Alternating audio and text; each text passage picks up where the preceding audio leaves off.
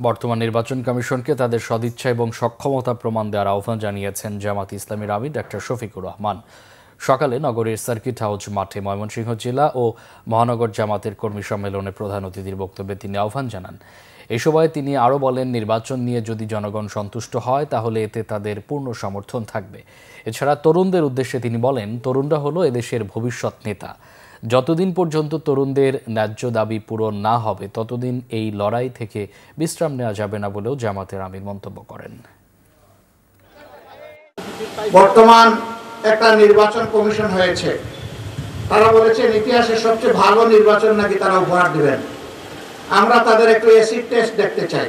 স্থানীয় সরকার নির্বাচনটা দিন, আমরা দেখি আপনাদের সদিচ্ছা এবং সক্ষমতা কতটুকু, এটার প্রমাণ আপনারা পেশ করুন। যদি এতে জনগণ সন্তুষ্ট হয়, জনগণের পরবর্তী খেদমতের জন্য জনগণ আপনাদেরকে পূর্ণ সহযোগিতা দেবে।